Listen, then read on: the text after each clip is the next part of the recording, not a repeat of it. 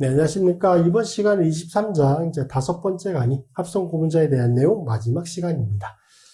자, 이번 시간은, 어려운 화학적인 내용이 전혀 없어요. 전혀 없고, 그냥 가볍게 이제 들어주시면 돼요. 고분자의 구조와 성질에 대한 내용을 좀 설명드리도록 하겠습니다. 자, 고분자의 구조를 분석을 해보면, 이제 구조적으로 결정성 영역이라고 하는 것과 비결정성 영역으로 구분을 한다고 합니다.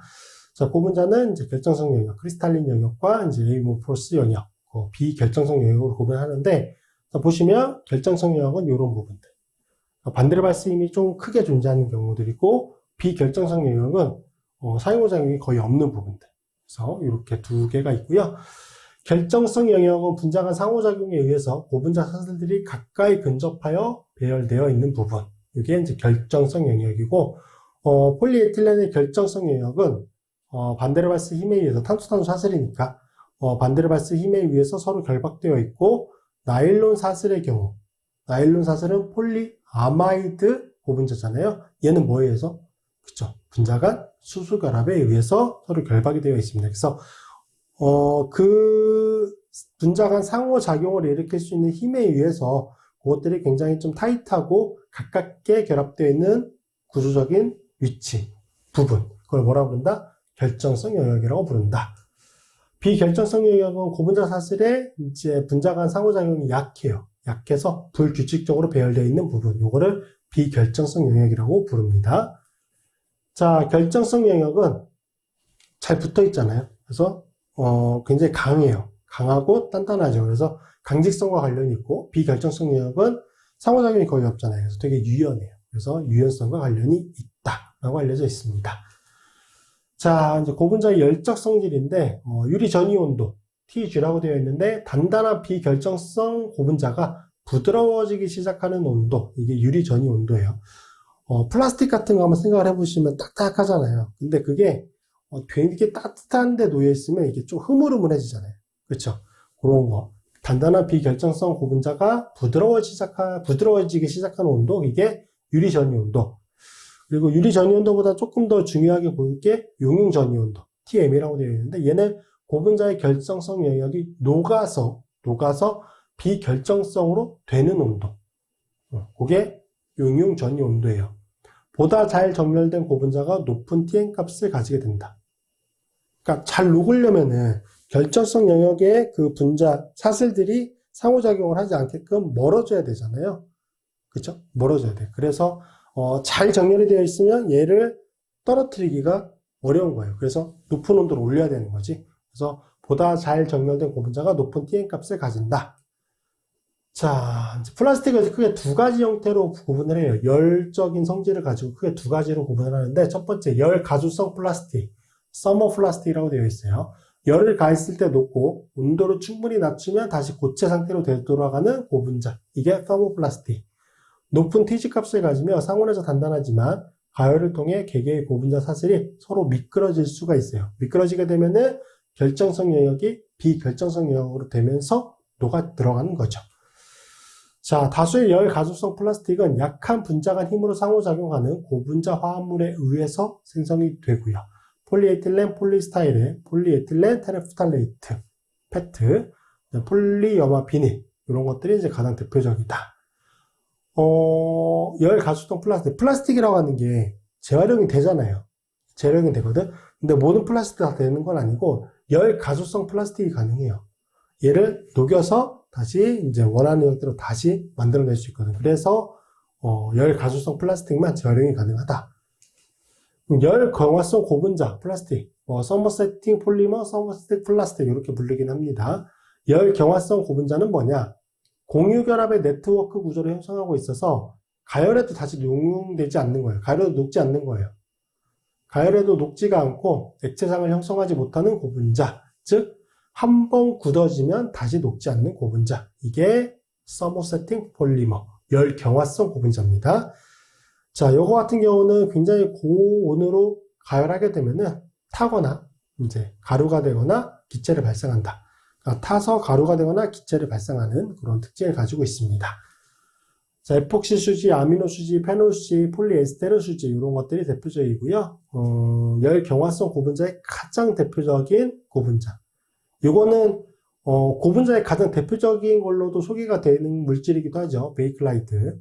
자, 페노가 폼 알데히드가 루이스 엑시트 존재야 친전자성 방향적 치환 반응을 통해서 생성되는 열 경화성 고분자. 베이클라이트는 정말 단단해요. 정말 단단해서 이걸로 쓰는 게 뭐냐? 당구공, 볼링공. 이 둘 다 엄청 단단하잖아요. 요거에 이제 원료로 쓰게 되죠. 그래서 요거예요. 이렇게 이제 만들어지는 거. 이게 베이클라이트라고 부르게 됩니다. 자, 그 다음에 이제 고분자와 가소제라고 되어 있는데, 가소제.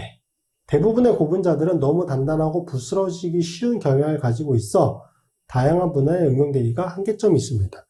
자, 우리가 쓰는 고분자들이 그냥 합성만을 통해서 만들어진 그 상태 그대로 쓰느냐? 그런 경우는 거의 없어요. 여기서 보는 것처럼 대부분의 고분자들은 합성이 되면은 너무 단단하고, 이제 부스러지기 쉬운. 너무 딱딱하니까 유연성이 떨어지니까 부스러지기가 쉬운 거예요. 자, 이런 경우에는 좀 유연성을 제공해줘야 되잖아. 고분자 물질이 가지고 있는 대표적인 물질 중에 하나가 이제 유연성. 뭐 단단하기도 했지만 유연성도 가지고 있잖아요. 자, 이런 경우에는 이제 가소제라고 하는 거를 넣어주게 되면은 고분자가 부드러워지고 좀 유연해지는 특징을 가지고 있습니다. 자, 가소제가 무슨 역할을 하기 때문에 그러냐? 고분자 사슬끼리 상호작용을 하고 있잖아. 강하게 상호작용을 할수록 단단하고 그런 특징을 가지고 있겠죠. 가소제는 고분자 사슬과 상호작용을 통해서 고분자 사슬 간의 상호작용을 약하게 해주는 거예요. 대체해주는 거지. 그러니까 고분자끼리 상호작용을 하는 거를 감소시켜주는 거예요. 그래서 이런 과정을 통해서 고분자의 결정성이 낮아지고 비결정성이 높아져서 부드럽고 유연한 성격을 가지게 됩니다. 그러니까 윤활제 역할을 하게 되는 거죠. 자, 가소제 종류. 가소제는 형태에 따라서 방향족 가소제, 지방족, 에폭시, 고분자, 방염 가소제 이런 것들을 구분하는데 가장 대표적인 게 뭐예요? 방향족 가소제인 부탈레이트. 부탈레이트는 아마 들어보셨을 것 같아요. 근데 이게 여러분이 가소제라고 하는 거를 좋은 의미로 아마 들어보신 적은 거의 없으실 거예요. 이게 이제 문제가 되는 경우들이 그런 경우들이 좀 있죠. 이제 유아들 뭐 장난감이나 이런 거를 할 때 이런 가소제 같은 것들이 들어가거든요. 근데 이게 몸에 안 좋아요. 유해성이 좀 있어요. 이제 그런 것들 뉴스 나올 때 아마 많이 들어보셨을 것 같은데, 그래서 가장 대표적인 가소제 중에 하나가 부탈레이트. 부탈레이트는 환경 독성, 인체 독성이 조금 있는 물질로 알려져 있거든요. 자, 다이버트 부탈레이트는 바이닐 장판이나 호스에 이용되는 이제 PVC의 가소제다. 구조는 이렇게 생성되어 있고요. 자, 가소제는 보통 휘발성이 강해서 시간이 지나면서 서서히 증발되는데 이로 인해 고분자는 부스러지고 금가기 쉬운 형태로 변화가 됩니다.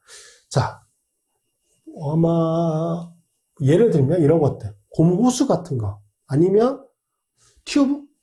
튜브도 그럴 것 같은데 고무호수나 튜브 같은 거 처음에는 이렇게 되게 부드럽잖아요. 잘 이렇게 꺾어지기도 하고 부드러워요. 근데 튜브 같은 거, 뭐 물놀이 몇 번 가서 놀고 이제 햇빛 같은 데 이런 데 좀 오래 있잖아요. 그러면 그 튜브 같은 거를 만들어냈던 튜브를 좀 부드럽게 만들 수 있었던 그 가소제 같은 것들이 방향성을 가지고 있잖아요. 그래서 증발해요.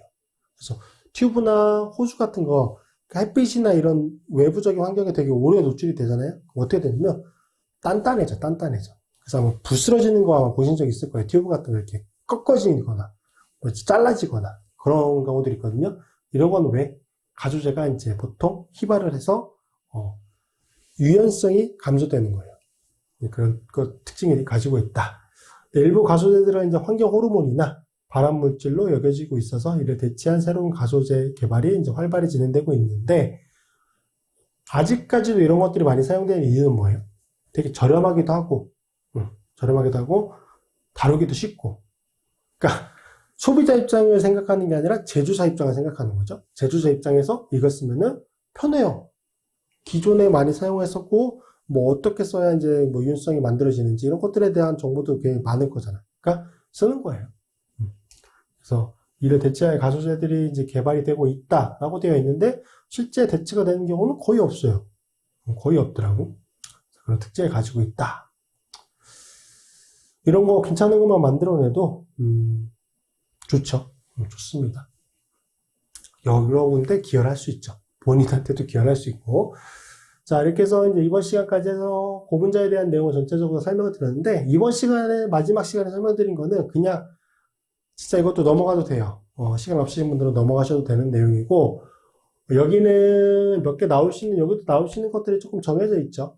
연습 문제 같은 거 보시면, 일단 구조를 조금 분석해서 그릴 수 있는 거, 그런 연습을 좀 하셔야 되고, 메커니즘적인 부분은 뭐 연쇄 성장 고분자나 뭐 단계 성장 고분자나 거기는 둘 다 메커니즘적인 부분을 좀 고려해 주셔야 되고, 각각의 반응 메커니즘들로 진행이 되는 거, 그리고 뭐 단계 성장 고분자 같은 경우는 뭐 폴리에스터인지 폴리아마이드인지 이거에 따라서 뭐 여러 가지 이제 고분자들이 있잖아요. 그리고 그것들에 대해서 설명을 드렸는데, 그것들 각각을 뭐 문제로 하기는 어려울 거예요. 뭐 용도라든지 특징이라든지 이런 것들을 출제할 가능성은 없으니까 그런 부분들은 그냥 가볍게 넘어가 주시고, 어떤 식으로 결합들이 형성이 되는지, 우린 유기화학을 공부하는 거니까 그 점에 좀 중점을 두시면 될 것 같습니다. 자, 고생 많이 하셨습니다.